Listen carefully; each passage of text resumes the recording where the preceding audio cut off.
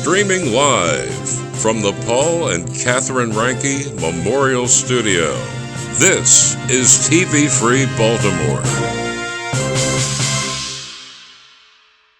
Support for TV Free Baltimore comes from viewers like you. Become a TV Free Baltimore member by visiting patreon.com/TV Free Baltimore. You're watching Maryland Politics here on TV Free Baltimore. Hey, welcome to another episode of Maryland Politics. And I'm Paul Stefan. And tonight we're here with our guest, a good friend of the station, Bob Cockey, who is running for state senate in the new district. Well, absolutely. So welcome, Bob. Thanks, Paul. Yeah. It's hard to get the district straight. I know. New district. Well, I'm still wondering what's going on with these districts. But here's the thing: that when people who don't know you, what experiences is in your life? What qualities do you have that qualify you for this office? Well, I'm glad you started with a hard question, Paul. No, actually, I don't have a PhD. I'm not even sure if I know what PhD stands for. Do you? What's the P stand for? I mean, I don't know. The D probably stands for doctor, but yeah. Doctor of philosophy. Is that what it is? Yeah. So the H is what? Anyway. Yeah, crazy. So my many years in business, I know what it's like to keep a budget. You know, in private practice, you go over the budget, you're broke, you're closed up. So you always keep focused on the money, and I think we need to do that in the government. So in the government, there's a crony system where it's not uncommon at all for contracts to always be 20 and 30% cost overruns. So it just doesn't work that way in real life. In real life, you can only rob Peter to pay Paul so many times. So I think there's another thing. I think I'm a very bipartisan person. Most of my businesses was in Baltimore City, and I was always involved with the community associations, whether it was the Irish Board of Museum Directors, whether it was on the board at the Hollins Poppleton Community Association, or whether it was on the Recovering Community, probably for 10 years, the rehab group out there by Bond Secure. So if you're going to do business in a neighborhood, it's not just good business to be involved with these things. You got to give. For me, it was always a pleasure to be involved. And it also set a good example for my son, who's now 30. He saw that I was always involved. And I'm proud to say that he's a volunteer EMT in Elkridge. Twice he's gotten Firefighter of the Year as a volunteer. Great. He started out as a junior firefighter when he was about 13. And he said to me, "Dad, I think why do you want to run? You should be retired playing golf." I said, "Why do you spend 15, 20 hours a week at the fire department?" He said, "To help people." I said, "That's why I'm running for Senate." Perfect. When I see these kids getting robbed of an education, it just tears me up, Paul. I mean, we spend a ton of money on education, but yet we're not seeing the results, especially in a particular jurisdiction. I'm not running in that jurisdiction. But you know what I mean. Yes. And I did run in that jurisdiction, and I'm going to be asked probably 100 times, but didn't you run as a Democrat? The answer is yes. In Baltimore City, I did. There's only one party in Baltimore City. That's the answer. Right. And to quote John F. Kennedy, and this is going to be my whole campaign slogan, this is going to be my platform. All right. Seek not the Republican answer or the Democratic answer, but the right answer. And all this party bickering, that's why today we have at least 44% unaffiliated voters. They're not happy with either party. So you are a people person. Well, I'd like to think that I am. I'd like to think that I am. Of course, then what I want to ask you, next important question for me, is what do you see as the important issues for the people of this new district? Well, James, what was his name? The guy? Rouse? No. Rouse did a great job at Columbia. James, the bald-headed guy, wears the glasses. He said, It's the economy, stupid. Okay. So normally it's taxes and it's the economy. But I think in this election cycle, there's so many stupid things going on. I mean, I don't know where to start with stupid things going on. Men competing with women in sports. Just taking God out of the Constitution. They want to ban gas-powered leaf blowers because they make too much noise. I mean, some of the stuff is really crazy. For instance, big deal. They won a war against plastic bags and styrofoam, okay? But they lost a war on crime. They lost a war on education. They lost a war on affordable housing. So, yeah, they won a war against plastic bags. So you asked me what I think the most important thing is in this election cycle? Yes. I think crime's number one. It's no longer the economy, even though we don't like $4.25 a gallon for gas. No. You live in this area and you see that police helicopter over your house more and more often. You see the dirt bikers, you see people go by you 80, 90, 100 miles an hour on 95 because they know there's no punishment. There's I just posted on my Facebook this week. I was at an event where the Pakistani ambassador to the United States was one of the speakers. And I asked him, I said, why does everybody want to move to the United States? And he had a great answer. He said, Bob, the United States has the biggest heart of all nations. And he said, second of all, it's a nation of laws, and you keep your laws. So I think maybe we may be drifting a little bit away from keeping our laws. And I don't want to mention any particular jurisdiction where we don't want to prosecute people for this or that. Where do we draw that line, Paul? I mean, I don't know. I really don't. But I think crime is what is on everybody's mind first and foremost. And part of that crime is, I believe we need SROs, which is school resource officers in all schools. Not only is it a safety valve for the students, it's also a big help for the teachers because actually the percentage of incidents that actually happen in schools is small. You don't ever want it to be, but if they got to call 911, by the time the police get there, it's over.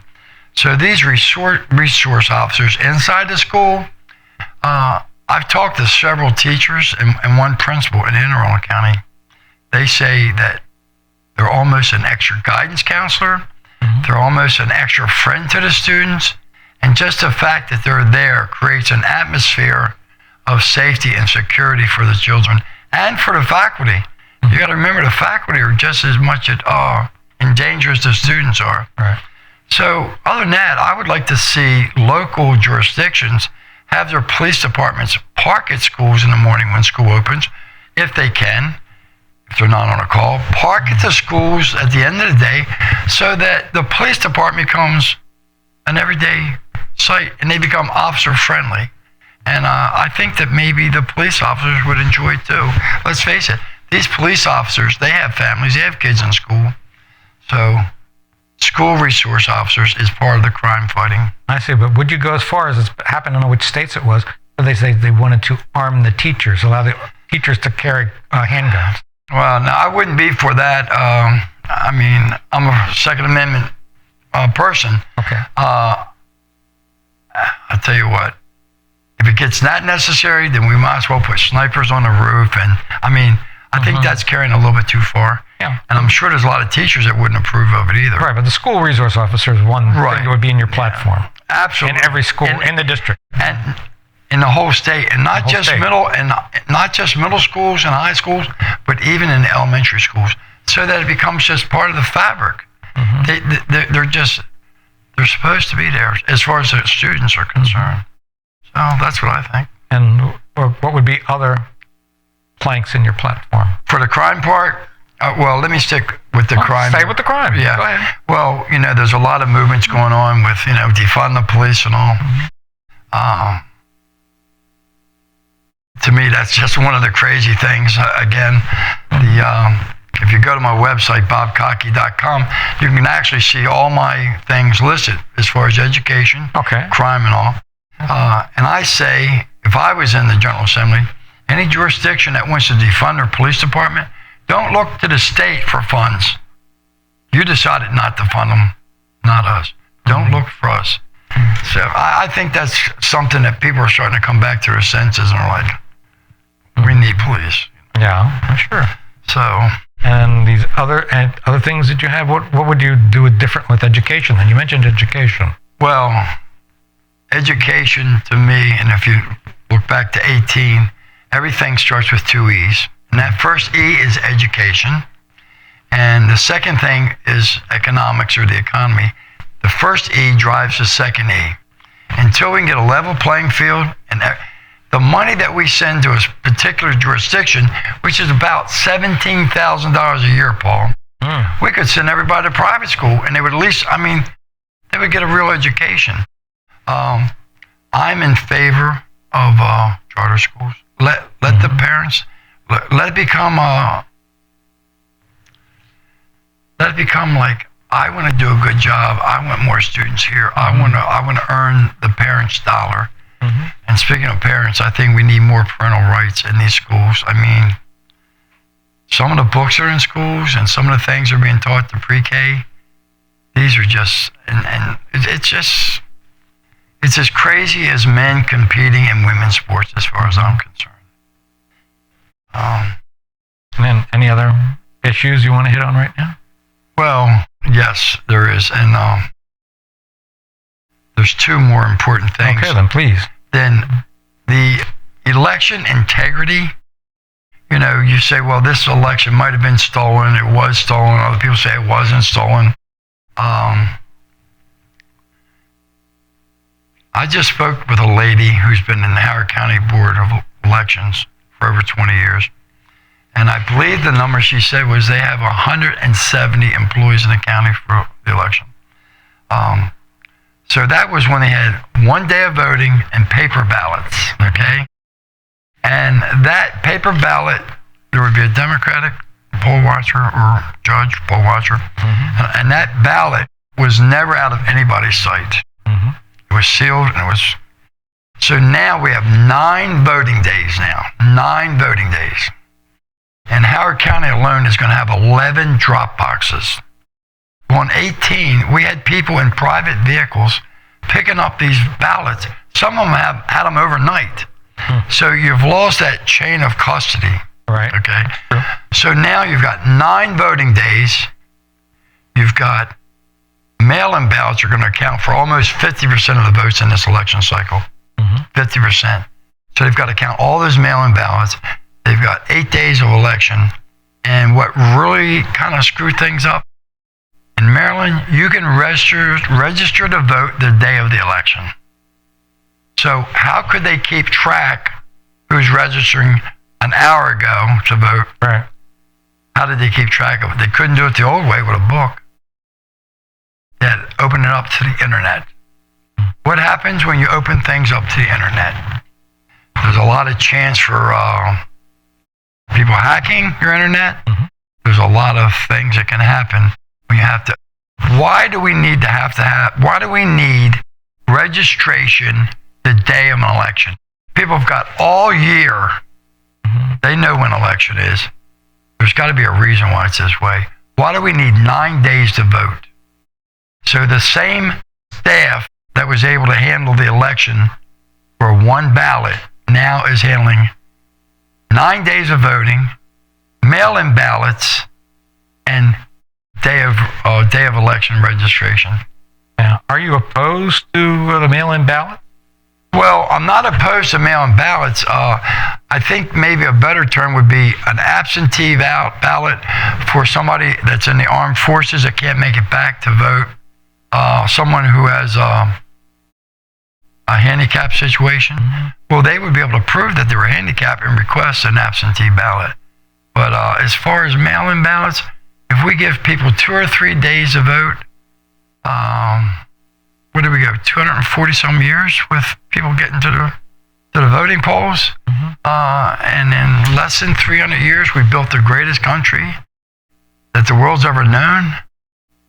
So we weren't doing anything wrong for hundreds of years.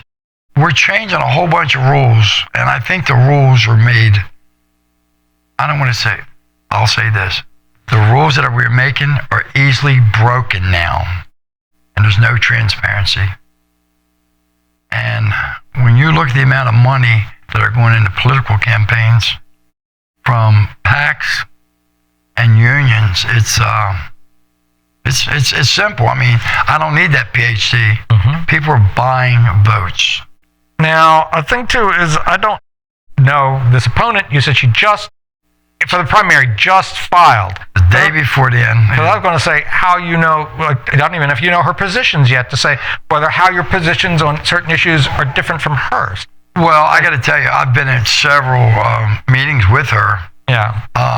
She is a very, very well-spoken lady. Mm-hmm. She's a very, very intelligent lady. I mean, actually, the first time I heard her speak, I was with the president of the Young Republican Club with Maryland and a guy with a PhD, whatever that is. Okay. And when she finished speaking, I said, I wish you guys could transplant her brain into my head. Oh. I mean, she's sharp. But, you know, there's PhD smart and there's old school street smarts. Yeah. And that's what you have, right? Well, I hope I do. I hope I do. I've been around a little bit and I've got a lot of experiences running business and you know, I'm a people person, Paul. Right. I mean, and one thing I think I'll be able to add to the General Assembly and the Senate is I won't owe anybody money. Mm-hmm. I can vote for what I think is best for the people. Mm-hmm. I'm not going to vote for any tax raises. I'm going to tell you why. If we can stop these government overruns on contracts, if we can stop wasting money on programs that are broken over and over and over again. You ever drive down a road and you see, why are they paving this road? It doesn't even need it. Mm-hmm. And you go, why aren't they paving Patapsco Avenue? Mm-hmm. I mean, but have you ever thought, why are they paving this road? Right. Sure. I know why. Somebody got a contract. Mm-hmm. So, with transparency and smart budgeting, Lansdowne could have had a new school way long ago. They've been fighting for this high school. Well, and the money's in the budget, and you still haven't gotten the land. Wait a second. Now, wait a second. In 18, I heard the, let's say, opponents come to a Wynwood community meeting and tell the people that they were going to get a new high school in that election cycle. They did not get one, as you know. Yes. Delaney got one, Delaney Valley. Oh, of course. So it's with the right spending, we can all have new high schools. What is your strategies for beating your Democratic incumbent? I don't need to talk to any Republicans. I need to talk to people that are unaffiliated voters. I need to reach the Democrats who may be upset on a national basis with what's going on in Washington, but also what's going on in that actual district of Anne Arundel County, Howard County. And I think with the crime and the rising taxes and what's going in the schools, it's going to make them say, you know what? Maybe I need to consider another flavor of ice cream. I'm a little tired of vanilla, and I'm going to investigate and look into this Republican candidate named Bob Cockey. Right. That's what I'm hoping. Yeah. And I will outwork everybody. I mean, I'll just outwork everybody. I'll be everywhere. Meet the voters. That was going to be a key. Yeah. That's it, man. I will outwork them. Well, good. Because I was going to say that the thing that I think I always vote for the person, not necessarily the party. Right. So they shouldn't say vote for Bob Cockey, the Republican. It's vote for Bob Cockey. None of my literature has ever had the word Republican or Democrat. Just vote for Bob Cockey. Everything I put out, door hangers, will have a picture of John F. Kennedy pushing a baby carriage down the sidewalk with Caroline, where he has that quote, see, not the Republican. Right. That's my whole platform. That's terrific. So if you go on bobcockey.com, here we go. You can read all my issues. Yeah. Okay. And if you want, you can even hit a donate button, whatever. There you go. takes money. I'd rather get it from the individuals at $5, $10, Right. $20 a pop than Right. suck it up to the developers. Or you have to, you owe them something then. Well, there's one more topic I think we need to really look into, or at least bring Go up. right ahead, because I was going to go for your final words, so maybe this will be your final words. I hope they're not my final words. I mean, here tonight in this interview. And that's the union.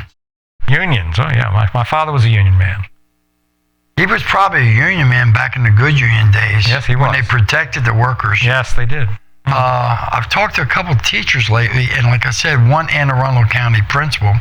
And when this school session's over, she's moving out of Maryland because she can't stand working in the school system now. I said, well, what about your union?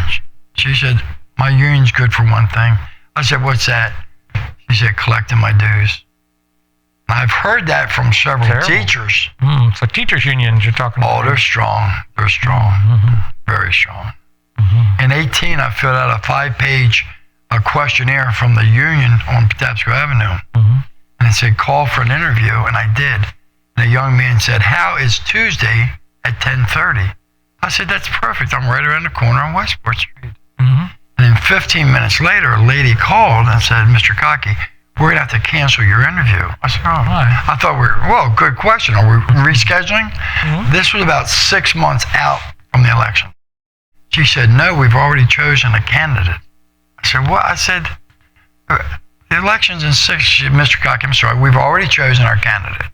6 months in advance. Right. I said, so you're telling me if Mother Teresa filed tomorrow, you wouldn't endorse or even interview Mother Teresa? She hung up the phone on me. Oh, wow. Because a lot of times that's a big endorsement when you get the teachers' union. And, teachers' union, any of the unions. That's a good endorsement, yeah. Any of the unions. Bob, tell us then, give your last shot here to our audience tonight and tell them why they should vote for you. Well, that's not something I can really answer. There's a lot of reasons to vote for me. Okay. I would first like to ask them to go to my website, bobcockey.com. Good. And that'll pretty much spell out everything as far as taxes, crime, education, the environment. We need to leave some green space for our future generations. But just check me out, I would say. Think outside the box. Don't let your union tell you who to vote for. Don't let your church tell you who to vote for. Do your homework. I think you will vote for me. Paul, I appreciate coming back here. It was a jagged road to get back here. If you know. Okay. Well, I would hope to. They could say people will see you on the campaign trail. They'll see me, and you will post on your website where people can see you, where your rallies are going to be, or where you're going to be coming to, so that they get a chance to hear your message in person. Thank you, Paul. I always appreciate it. Thank you for being here. My pleasure. So, ladies and gentlemen, and that was Bob Cockey running in the new 12th District, the state senator, as a Republican candidate. So please go to his website, check out what he has to talk about, what he believes in, what he says he'll do, because he's the kind of guy, if he says he will do it, he will do it. So until next time, this is Paul Stefan for Maryland Politics.